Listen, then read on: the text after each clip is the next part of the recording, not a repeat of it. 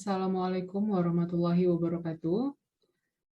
Salam sejahtera untuk kita semuanya. Sebelumnya, yang saya hormati Bapak Sparta selaku dosen mata kuliah manajemen risiko. Perkenalkan, saya Rektika Lestari. Mohon maaf. Perkenalkan, saya Rektika Lestari dari kelas ekstensi akuntansi tahun 2021. Saat ini saya akan mempresentasikan tugas manajemen risiko, yaitu terkait dengan interest rate risk atau risiko suku bunga. Sebelumnya saya akan melakukan share screen terlebih dahulu terkait dengan presentasi yang telah saya siapkan untuk materi hari ini.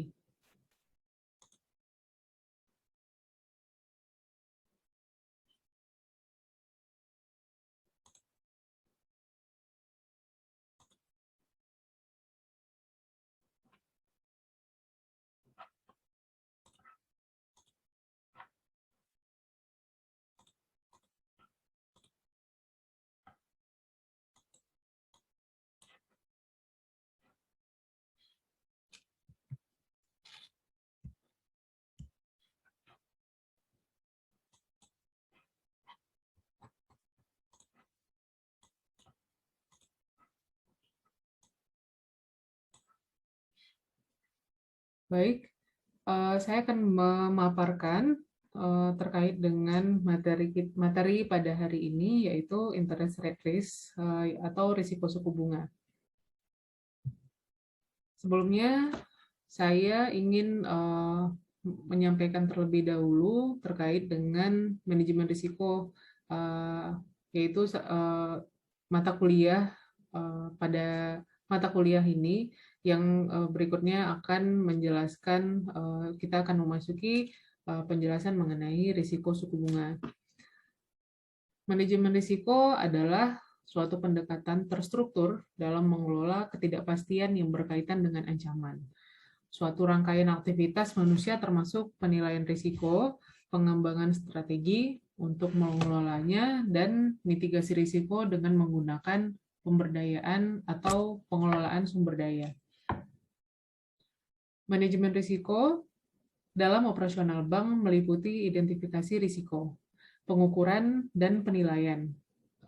Dan tujuannya adalah untuk meminimalkan efek negatif risiko terhadap hasil keuangan dan modal bank. Seperti yang kita ketahui saat ini, untuk bank, untuk penilaian tingkat kesehatan suatu bank saat ini juga menggunakan penilaian terhadap risiko.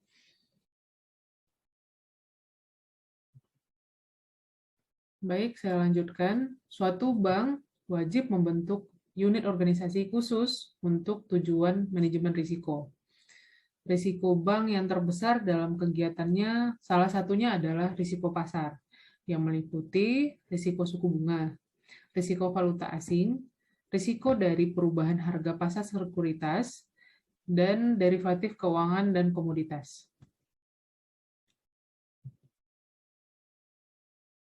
Baik, saya lanjut masuk ke pembahasan terkait risiko suku bunga.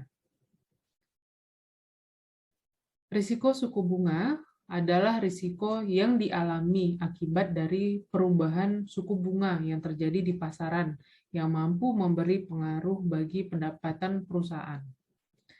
Risiko suku bunga menurut Masud Ali adalah terjadi sebagai akibat dari terdapatnya mismatch atas maturities pada interest rate related product di sisi aktiva dan pasiva neraca bank.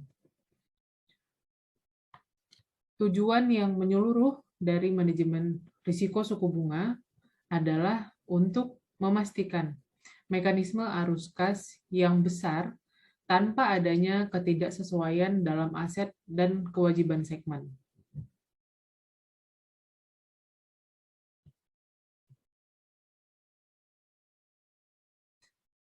Baik, selanjutnya jenis risiko. Risiko repricing.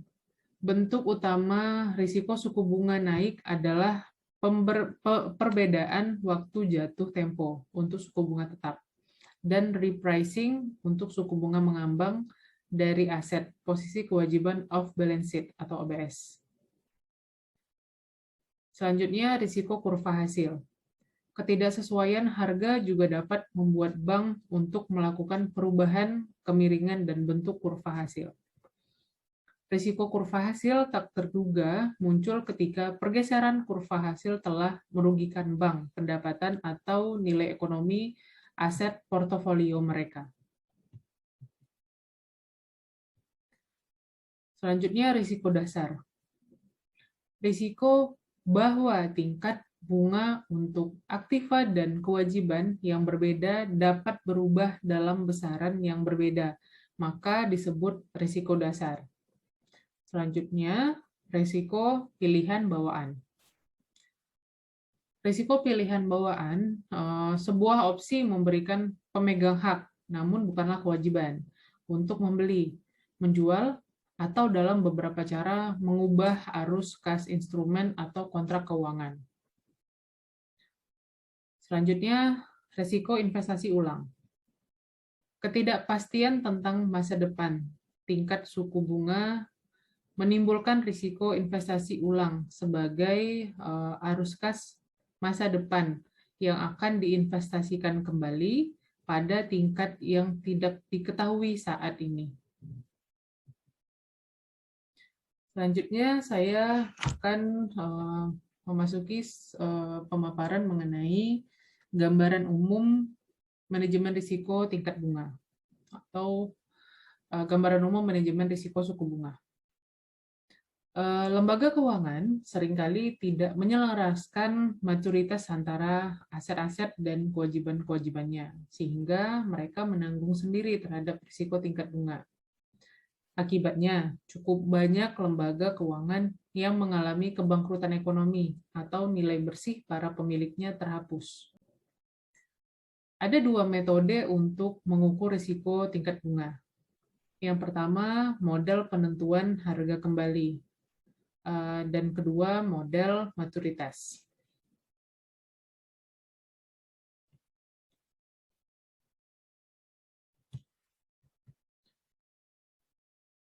Baik, selanjutnya saya menjelaskan terkait dengan model penentuan harga kembali. Model penentuan harga kembali sering disebut model kesenjangan pendanaan, mengonsentrasikan pada pengaruh perubahan tingkat bunga terhadap pendapatan bunga bersih lembaga keuangan, pendapatan bunga bersih NII lembaga keuangan. Yang kedua, model maturitas, melibatkan pengaruh perubahan tingkat bunga terhadap nilai pasar semua aset dan kewajiban lembaga keuangan dan pada akhirnya nilai bersihnya. Dasar pergerakan tingkat bunga adalah strategi kebijakan moneter bank sentral.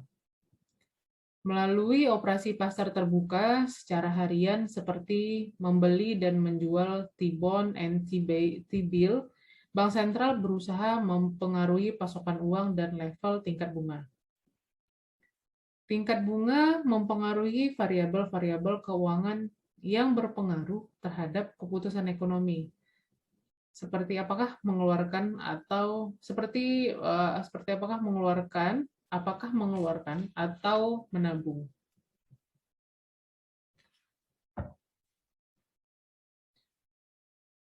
Pengaruh Bank Sentral Amerika Serikat pada tingkat bunga melalui strategi kebijakan moneternya adalah meningkatkan level integrasi pasar keuangan di seluruh dunia. Bank Indonesia mempengaruhi tingkat bunga melalui mekanisme jual-beli SBI, sehingga tingkat bunga yang diinginkan terhadap dunia perbankan dalam negeri dapat dicapai. Selanjutnya, terkait dengan model pengelolaan risiko. Model penentuan harga kembali atau kesenjangan pendanaan secara esensial adalah analisis arus kas akuntansi nilai buku atas pendapatan bunga yang dihasilkan atas aset-aset lembaga keuangan dan beban bunga yang dibayar atas kewajiban-kewajibannya atau pendapatan bunga bersih selama beberapa periode khusus.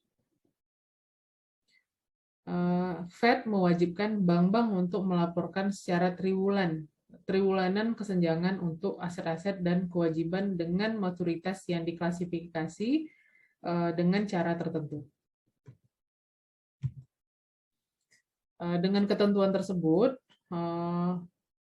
bank melaporkan kesenjangan dalam masing-masing kelompok maturitas dengan menghitung sensitivitas tingkat bunga dari masing-masing aset dan masing-masing kewajiban dalam neracanya.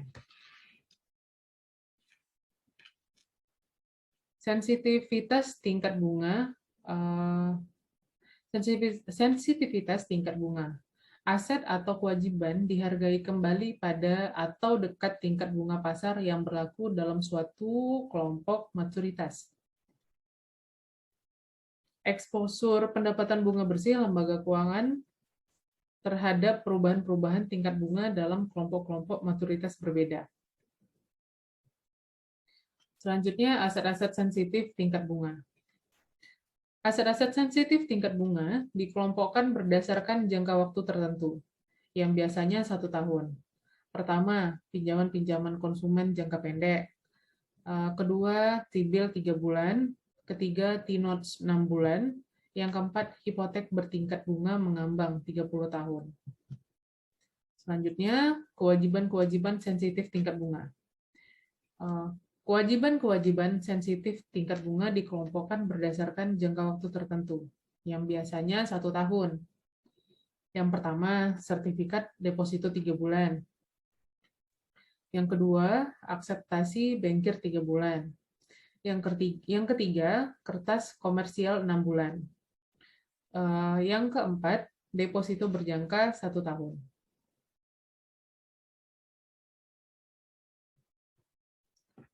Selanjutnya masih terkait dengan kewajiban-kewajiban sensitif tingkat bunga, yaitu giro. Giro tidak dimasukkan dalam RSL karena masih menjadi perdebatan, tidak termasuk atau tidak termasuk dan termasuk.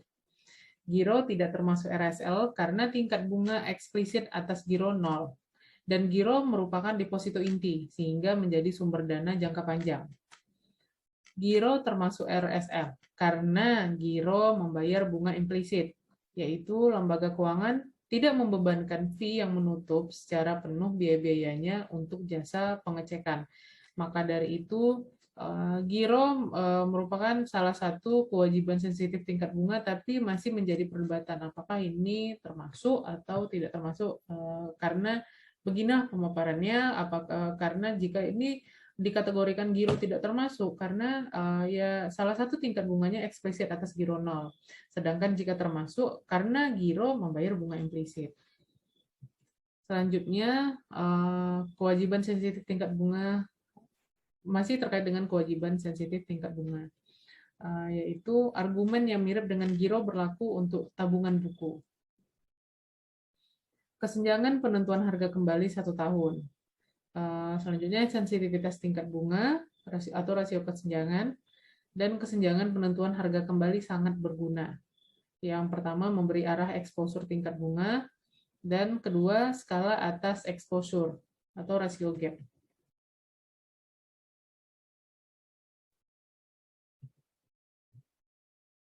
Risiko pada situasi suku bunga dan saham. Baik, untuk kali ini kita masuk terkait dengan risiko pada situasi suku bunga dan saham.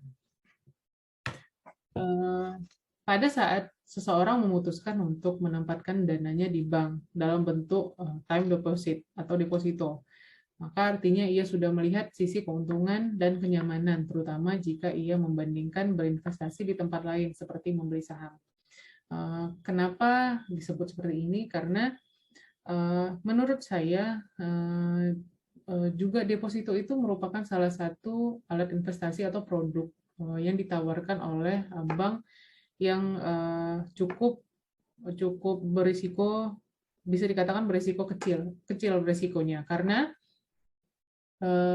Pertama, jika nasabah atau penabung memilih untuk berinvestasi di deposito.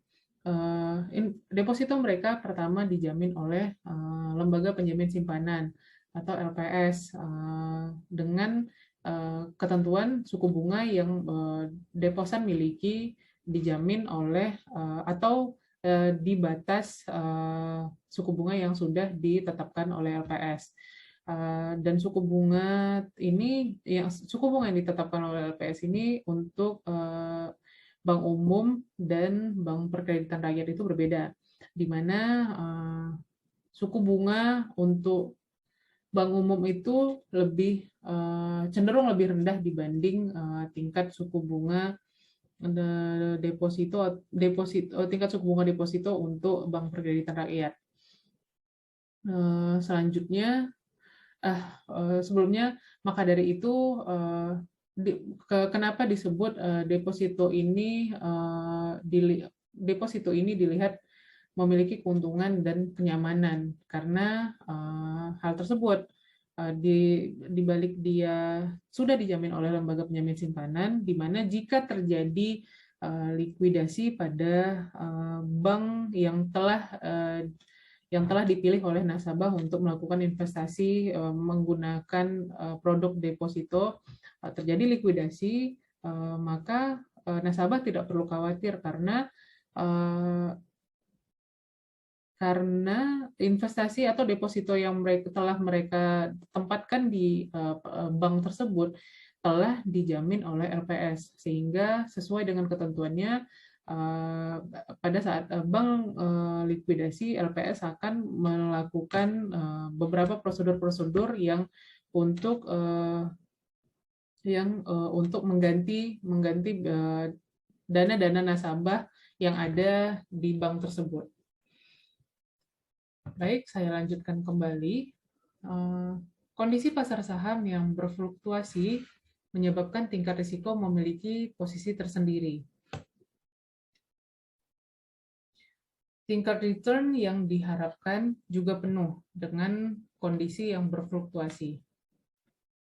Dengan kata lain, jika estimasi keuntungan yang diharapkan tidak tercapai atau actual return-nya adalah tidak diperoleh, bahkan terlalu jauh, maka kerugian finansial yang akan diperoleh.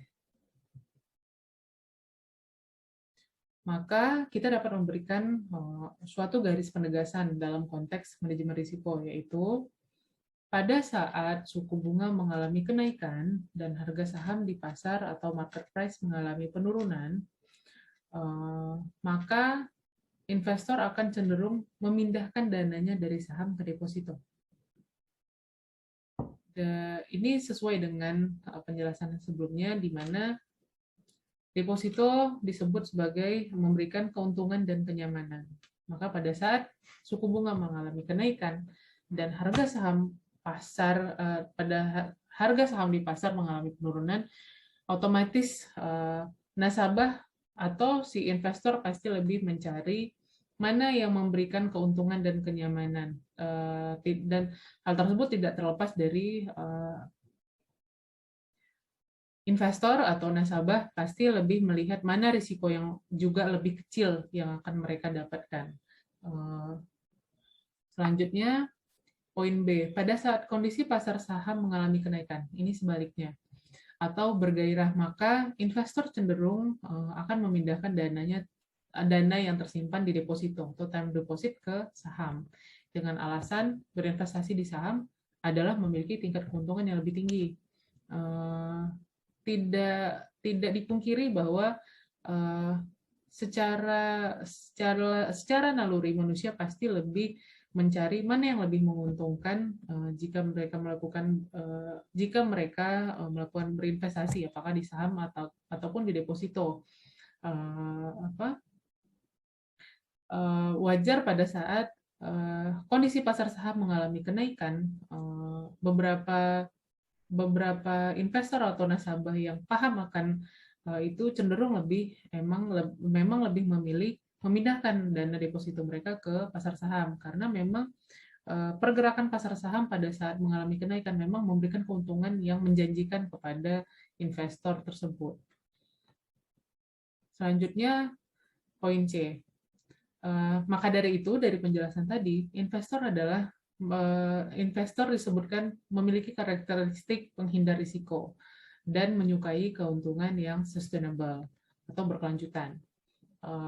Sesuai dengan contoh-contoh kasus yang telah saya sebutkan tadi, atau pemaparan saya yang sebelumnya, di mana manusia pasti lebih memilih mana risiko yang lebih kecil dan mana yang keuntungan yang lebih besar. Pasti akan memilih itu. Namun tidak terlepas jika tidak terlepas dari jika mana keuntungan yang lebih besar, pasti akan terdapat risiko yang lebih besar pula. Jarang kita menemui ada keuntungan yang besar, risiko kecil. Di mana-mana pasti pada saat ada suatu produk yang memberikan keuntungan yang sangat besar, otomatis itu akan menjadi risiko yang besar. Risiko pasti akan lebih besar ke depannya. Selanjutnya, saya akan menjelaskan mengenai suku bunga dan jangka waktu obligasi. Suku bunga dan jangka waktu obligasi memiliki keterkaitan dalam memberikan ketetapan. Ada dua bentuk keputusan yang biasa berlaku atau diterapkan oleh pemerintah dan perusahaan, yaitu yang pertama, obligasi dengan jangka waktu pendek atau short term. Yang kedua, obligasi dengan jangka waktu panjang atau long term.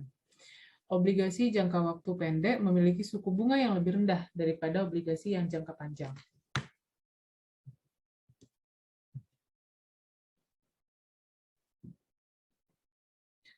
Tiga alasan mengapa suku bunga obligasi dengan tenor 5 hingga 10 tahun berbeda suku bunganya, yaitu yang pertama, obligasi adalah surat utang.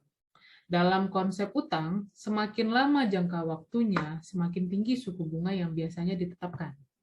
Karena melihat dari nilai uang yang semakin jauh waktunya, maka semakin turun nilainya. Semakin lama investor menanamkan uangnya dalam obligasi, semakin besar kerugian yang ditanggungnya, dan semakin besar pula penurunan dalam harga obligasi. Ini adalah risiko. Ini juga kenapa ini salah satu suku bunga obligasi dengan tenor 5 hingga 10 tahun berbeda suku bunganya. Yang kedua, konsep timeline atau garis waktu yang terus bergerak ke depan, yaitu melihat pada penggunaan uang semakin cepat digunakan semakin baik. Karena semakin cepat bisa di turnover-kan. Maksud dari sini berarti uang itu tidak diendapkan, harus diputar untuk mendapatkan turnover-nya. Bisa cepat di turnover secara otomatis, risiko juga menjadi lebih tinggi. Sedangkan investor adalah mereka yang memiliki karakteristik penghindar risiko. Dengan begitu, rekomendasi yang dibuat adalah sulit memperoleh keuntungan dalam jangka waktu yang singkat, yaitu 5 tahun. Konsep inflasi bahwa inflasi itu sifatnya struktural dan terus naik dari waktu ke waktu. Sementara inflasi adalah menurunnya nilai uang dan naiknya harga barang. Artinya, nilai mata uang semakin lama semakin terjadi penurunan.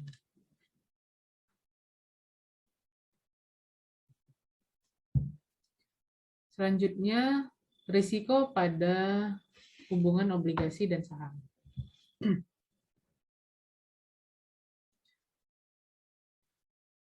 Obligasi adalah surat berharga yang dijual kepada publik, di mana dicantumkan beberapa ketentuan yang menjelaskan berbagai hal seperti nilai nominal, tingkat suku bunga, jangka waktu, dan nama penerbit. Obligasi yang memiliki tingkat suku bunga tetap dan obligasi yang memiliki tingkat suku bunga berubah berdasarkan keadaan pasar mampu memberi pengaruh khusus pada keputusan yang dibuat oleh seorang investor.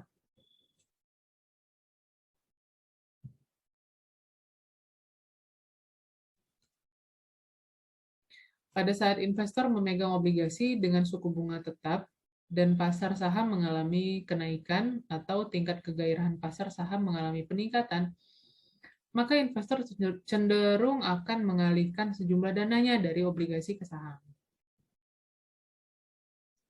Pasar dengan segala pergerakannya mampu memberi efek pengaruh pada profit and loss atau keuntungan dan kerugian yang akan ditimbulkannya. Seperti pada perbankan, mampu memberi perubahan pada portofolio. Dan untuk menghindari agar posisi bank tetap memiliki likuiditas yang kuat dengan menerapkan hedging, lindung nilai terhadap falas.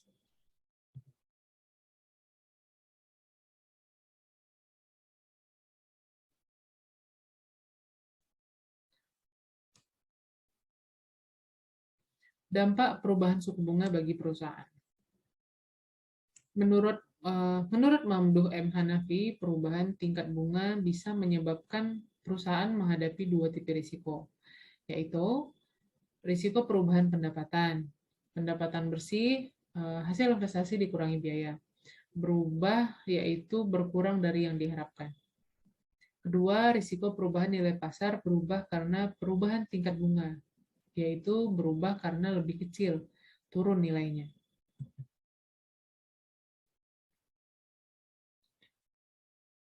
Risiko pada perubahan suku bunga dan permintaan uang.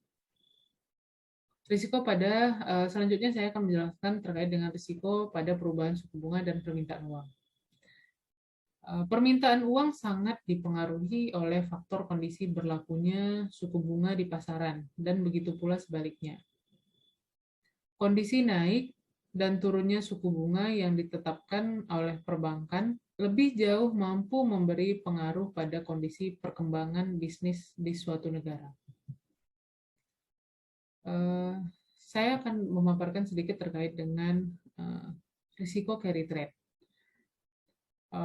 Risiko carry trade adalah bentuk perilaku investor dalam melakukan investasi dengan cara dana dari suatu negara yang memiliki tingkat suku bunga yang rendah dan selanjutnya membawa dana tersebut untuk diinvestasikan atau ditanamkan pada negara yang memiliki suku bunga tinggi dengan harapan akan memperoleh selisih keuntungan di sana.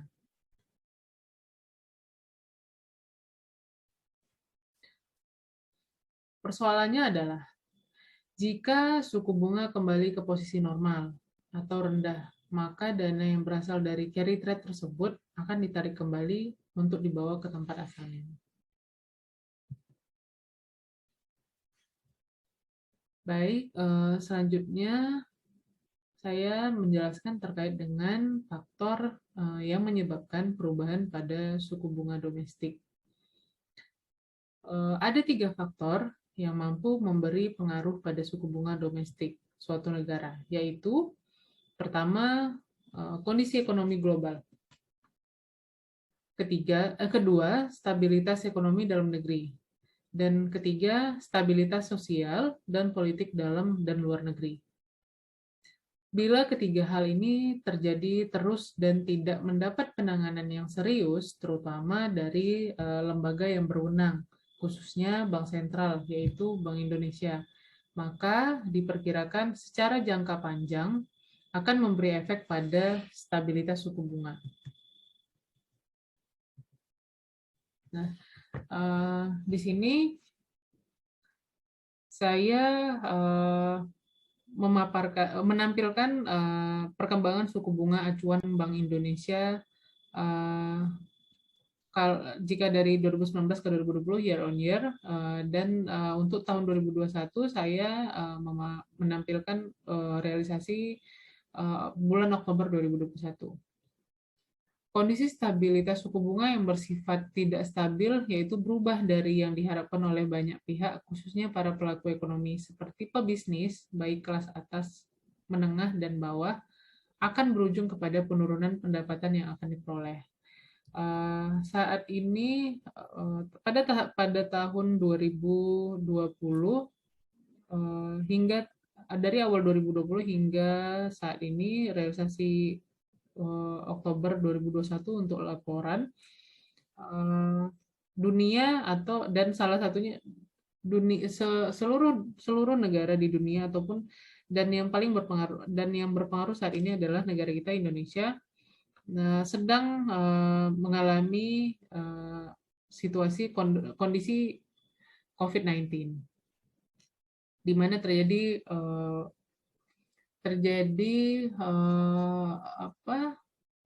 perkembangan suku bunga, terjadi penurunan suku bunga, di mana bisa dilihat pada Desember 2019, BI rate itu masih di 5%, masuk ke realisasi Desember 2020, di mana ini adalah realisasi kondisi Indonesia mengalami pandemi COVID-19, terjadi penurunan BI rate menjadi 3,75, dan ini berlangsung hingga Oktober 2021, di mana BI rate menurun sebesar 0,25 sehingga menjadi sebesar 3,5% pada Oktober 2021. Namun sebaliknya, jika suku bunga cenderung stabil dan berada pada kondisi yang diharapkan, maka artinya risiko yang akan diterima adalah lebih kecil dari yang diperkirakan. Kecilnya risiko menyebabkan pihak pelaku bisnis cenderung akan mampu memperbesar profit secara sistematis. Penurunan bunga seperti tabel sebelumnya dapat dianggap sebagai penurunan bunga yang bersifat stabil dan sistematis. Sebelum saya mengakhiri presentasi, saya akan stop share terlebih dahulu karena saya mendapatkan ada beberapa artikel terkait dengan risiko suku bunga yang terjadi di pasar saat ini. Risiko suku bunga yang terjadi baik di Indonesia maupun di luar saat ini. Yang pertama terkait dengan pada bulan Mei tahun 2021 ini,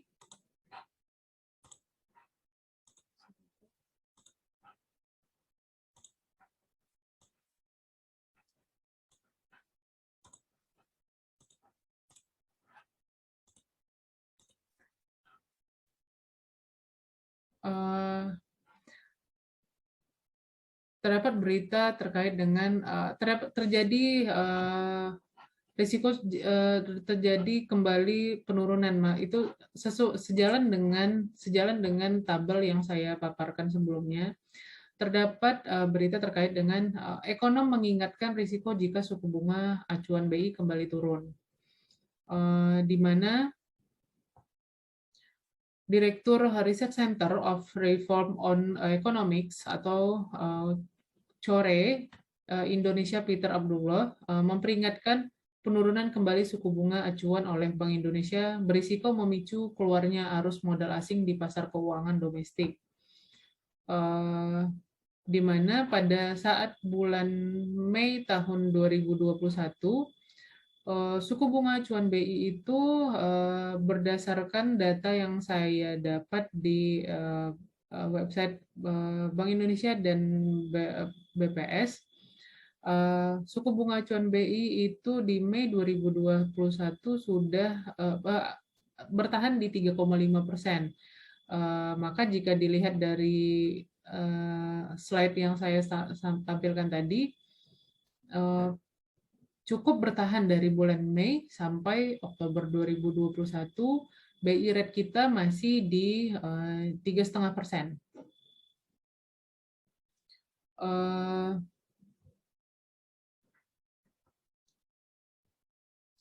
Namun kenapa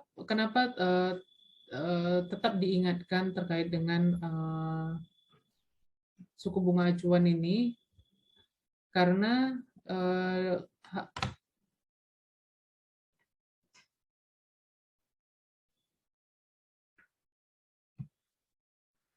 menurut Peter Abdullah selaku Direktur Research Center of Reform on Economics, BI masih akan mempertahankan suku bunga acuan. BI memang sudah tidak punya ruang untuk menurunkan suku bunga karena hal ini disebabkan oleh tingkat imbal hasil US Treasury yang masih tinggi sehingga menyebabkan selisih atau spread antara suku bunga internasional dan domestik semakin sempit. Alhasil, penurunan kembali suku bunga acuan oleh Bank Indonesia dinilai berisiko memicu keluarnya arus modal asing di pasar keuangan domestik, sehingga nilai tukar rupiah berpotensi mengalami tekanan. Meski suku bunga acuan BI tidak diturunkan, Peter mengatakan BI masih tetap dapat mendukung pemulihan ekonomi nasional melalui kebijakan lainnya. Di mana bisa kita rasakan sampai saat ini, ya BI masih berhasil mempertahankan suku bunga di 3,5% sampai realisasi laporan Oktober 2021. Pada April kemarin, pada bulan April tahun ini, BI memutuskan untuk menahan suku bunga. Jadi sejak bulan April, BI memutuskan untuk menahan suku bunga acuan pada level 3,5% dengan mempertimbangkan perlunya menjaga stabilitas nilai tukar rupiah dan dampak dari masih tingginya ketidakpastian pasar keuangan global. Di sisi lain, BI akan terus berupaya mendorong pengoptimalan bauran kebijakan moneter dan makroprudensial secara akomodatif, serta dengan mempercepat digitalisasi sistem pembayaran.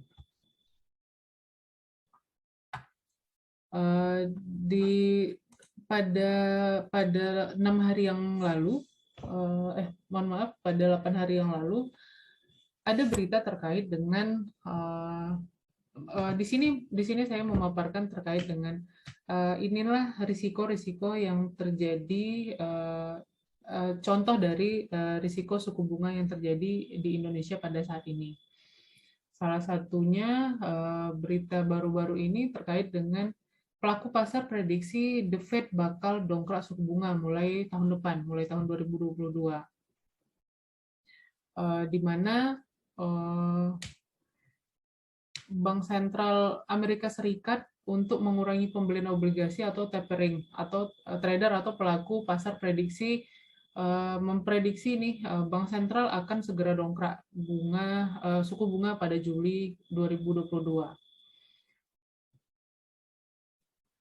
Pelaku pasar bertaruh menaikkan pelaku pasar maksudnya pelaku pasar bertaruh The Federal Reserve menaikkan suku bunga 2 kali pada 2022 dan 3 kali pada 2023. Hal itu berdasarkan Fed Funds Future Contracts. Itu adalah pernyataan yang dikutip dari CNBC. Di mana pelaku pasar melihat situasi ini adalah indikasi The Fed akan menaikkan suku bunga penuh pertama mulai September 2021 hingga Juli 2022. Seperti yang sudah diprediksikan banyak analis, bahwa The Fed menyampaikan pengurangan pembelian obligasi yang selama ini sebesar 120 miliar US dollar atau setara dengan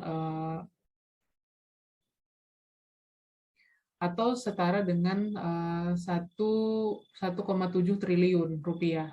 Itu diasumsikan kalau kurs itu 14.337 rupiah per dolar Amerika Serikat.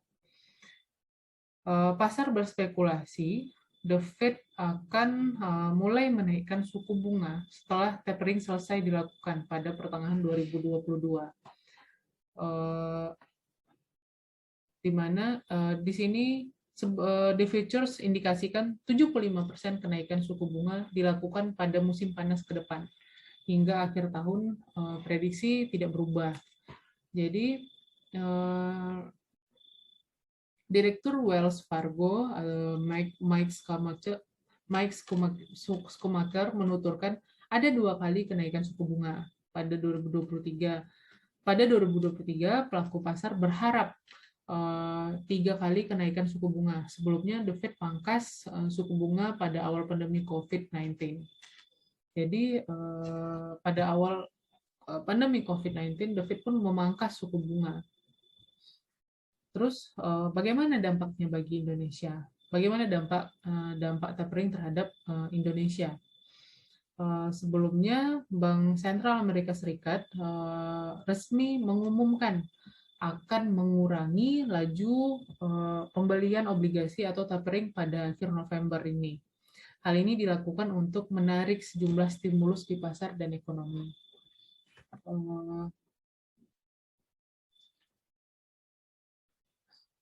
Maaf,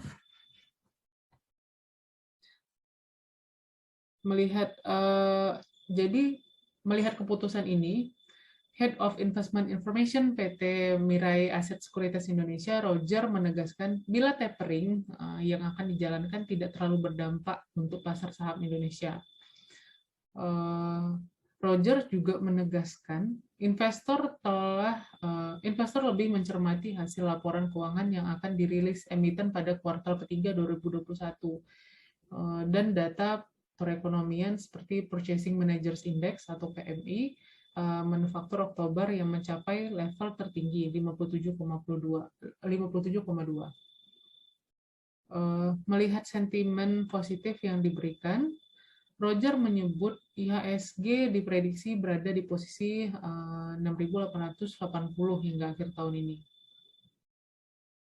Federal Open Market Committee menyebutkan penurunan pembelian obligasi atau tapering off akan dimulai akhir bulan November ini.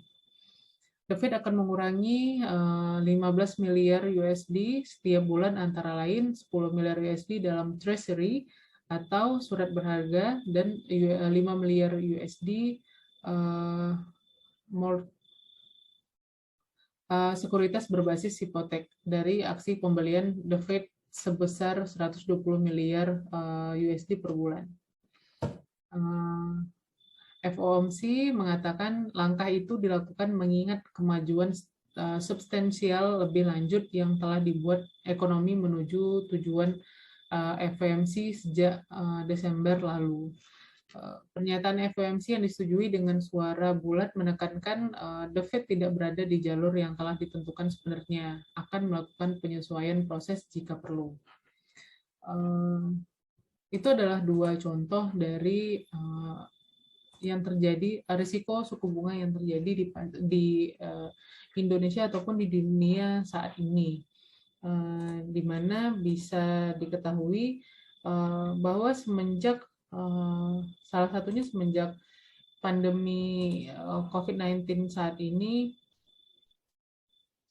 risiko suku bunga menjadi risiko yang cukup besar terjadi pada saat ini.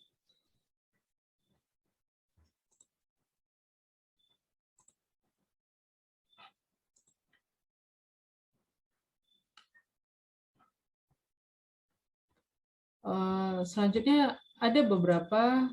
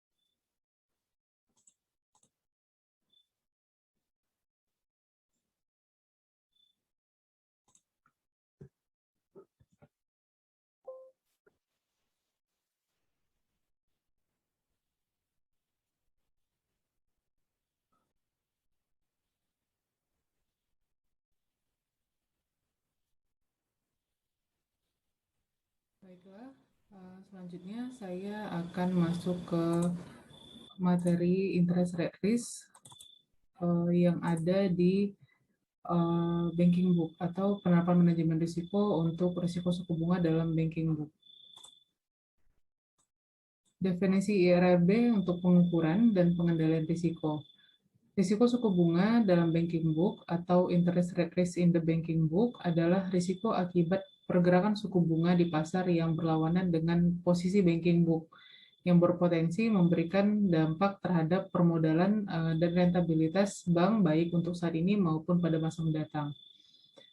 Definisi tersebut merujuk kepada POJK nomor 18 garing POJK titik 03 garing 2016 tentang penerapan manajemen risiko bagi bank umum.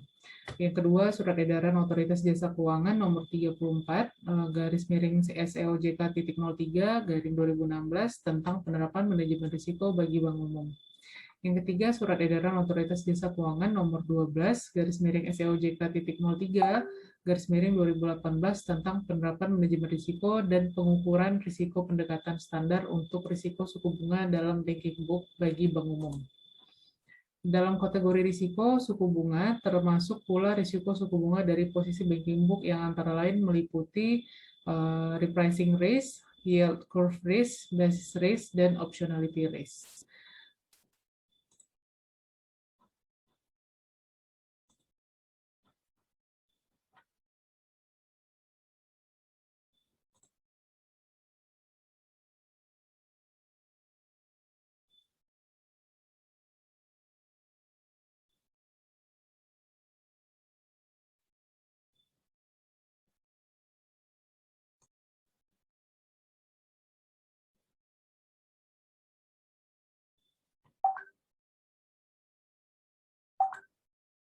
Baik, untuk materi hari ini mungkin sampai di sini dahulu penjelasan dari saya mengenai interest rate risk atau risiko suku bunga. Semoga dapat bermanfaat bagi kita semua atau bagi yang menyaksikan video ini. Sebelumnya mohon maaf jika terdapat kesalahan penyampaian dari saya dan terima kasih atas perhatiannya dan saya akhiri wabillahi taufiq walhidayah. Wassalamualaikum warahmatullahi wabarakatuh.